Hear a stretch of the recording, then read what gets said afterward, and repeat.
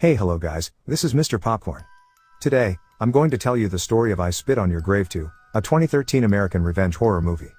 This movie follows an aspiring model, Katie, who lives on her own in New York. Desperate to update her modeling portfolio, she innocently accepts an offer to have new photos taken. However, the experience quickly turns into her worst nightmare of abuse, torture, and kidnapping. In the end, what really happened? Does Katie exact her revenge on her captors? Did they receive the punishment they deserve? Watch till the end to know the mind-blowing truth. There will be spoilers ahead, keep an eye out and be cautious. At the beginning of the movie, we see Katie Carter, a Missouri native who works part-time in a New York City restaurant. She meets her agent, Sharon, who tells her that she needs to update her portfolio in order to get modeling jobs. It will cost Katie more money, but she is determined to take the risk. On her way out, luckily, Katie sees a free photography poster and records the phone number. Katie makes ends meet by working 2 jobs and lives in a downtown apartment complex. Jason, her next-door neighbor, is someone she knows, and he helps her around the flat. Katie peruses her old portfolio and, out of desperation, decides to contact the photo ad. When Katie answers the phone, a man tells her to email her picture to a man named Ivan. Katie is overjoyed when she receives a confirmation with the photoshoot schedule and location. The next day, Katie travels to the address given to her.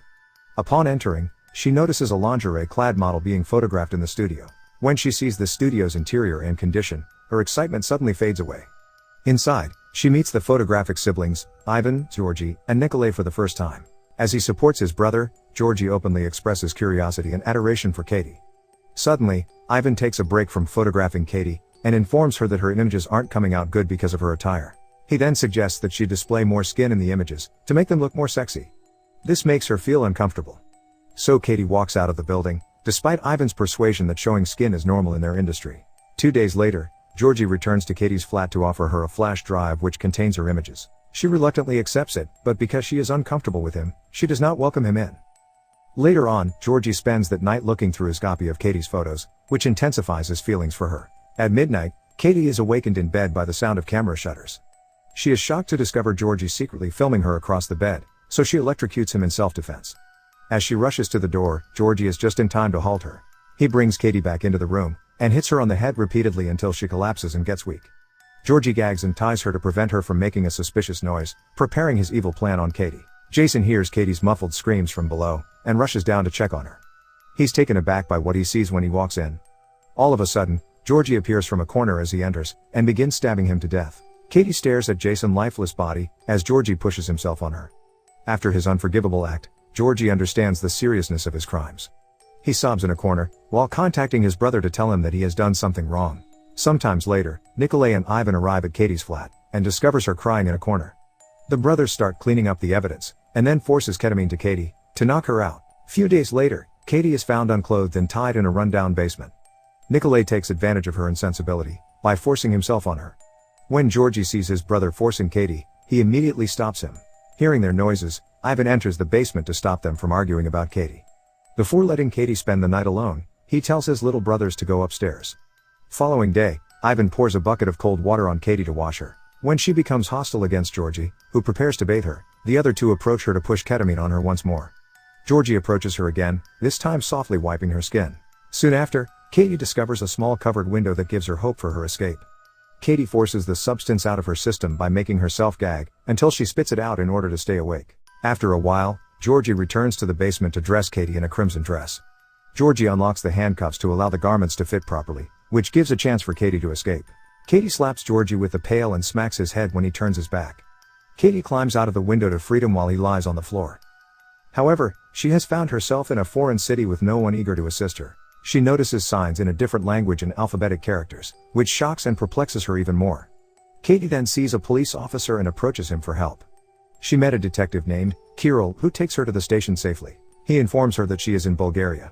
Katie has no idea how she got there, and her most recent memory is of being in New York. Later on, Anna Petov, a lady who works for a women's organization center, enters the room while Katie being questioned.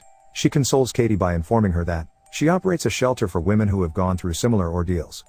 Doubting her, Katie requests Anna to take her directly to the American consulate. However, Anna urges her to bath before going to the American consulate and drives Katie to her residence. After everything Katie has been through, the welcoming interior of the mansion provides her with a sense of peace and comfort. Anna lovingly guides Katie downstairs saying she has extra clothes, but Katie is once again confronted with her worst dread. The familiar sense of danger strikes her before she really realizes where she is. To her shock, Anna is the boy's mother, and her benevolence was merely a ruse. Anna even slaps her, before Ivan brings Katie back to the mattress. Later that night, Valko, their family friend, comes to meet Katie. As if calling Katie derogatory names wasn't enough, he begins to bully and threaten her. He then electrocutes her repeatedly, including her private parts, and forces himself on the poor woman. Upstairs, Anna turns on the music, to drown out Katie's screaming. After Valko has left, Katie sobs and lies lifeless in the basement. Katie collects all her power to softly slap Ivan in the face, as he comes to check on her. He is enraged that she still has no fear of them, so he beats her mercilessly, leaving her wounded and bloodied. She then notices the boys excavating a hole in the basement. Katie had lost all her strength to even react to the trio's plan to bury her alive. Before placing Katie into the box, Nikolay rips off her dress and throws it to Georgie. Georgie then places Katie's crucifix necklace inside, before covering it and burying her. Despite the fact that Georgie is to blame for the mayhem, he expresses regret for his conduct. Katie could only cry inside due to the injuries sustained. She was unable to shout or move. Just as Katie assumed it was her final resting place, the ground beneath Katie collapses, releasing her from the box. She tumbles into the sewer system below, where she recovers over time. Katie then finds a sewer that goes to a local church, where she starts to steal her food. She meets the rector, Father Dimov, who discovers her taking food from his pantry. Katie declines the priest's offer of food from his table, and refuses to spend time with him. He allows her to take food, clothing and a Bible instead as a result of her decision. Next day, Katie emerges from the sewer to make her way to the American embassy. However, as she approaches the building, she decides to turn around and decides to stay. Katie then reaches the church, much to Father Dimov's amazement. Because the priest sees her as a crime victim, he gives assistance and support.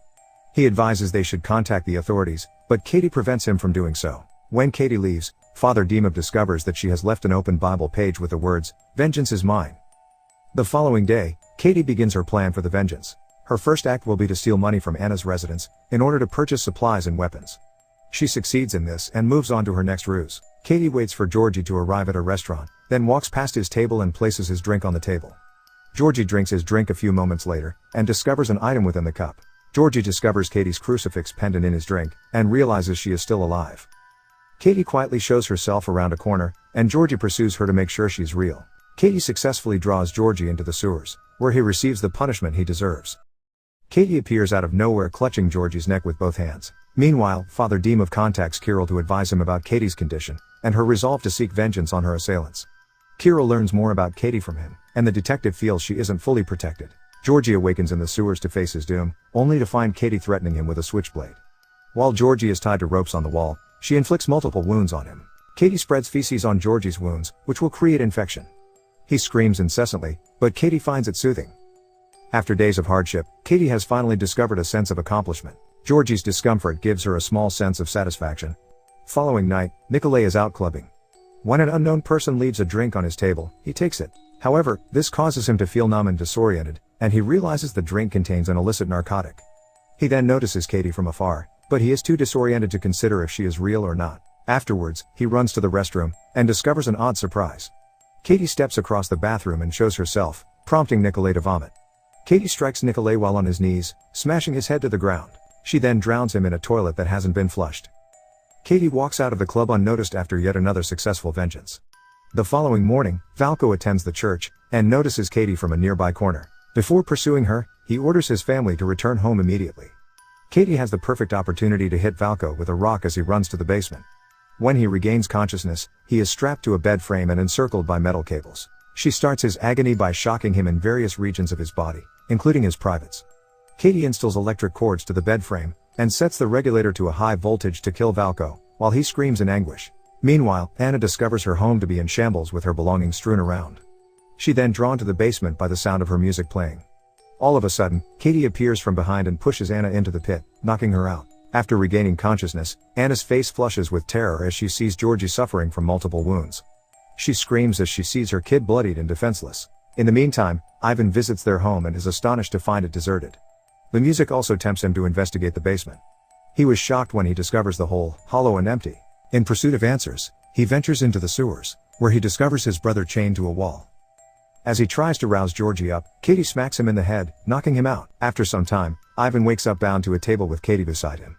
Before locking the box, Katie removes Georgie's gag to display her son's slow death. Katie then concentrates on harming Ivan, employing a system that crushes his private regions, while making him aware of her anguish. But at that moment, Kirill arrives and holds his gun up to Katie.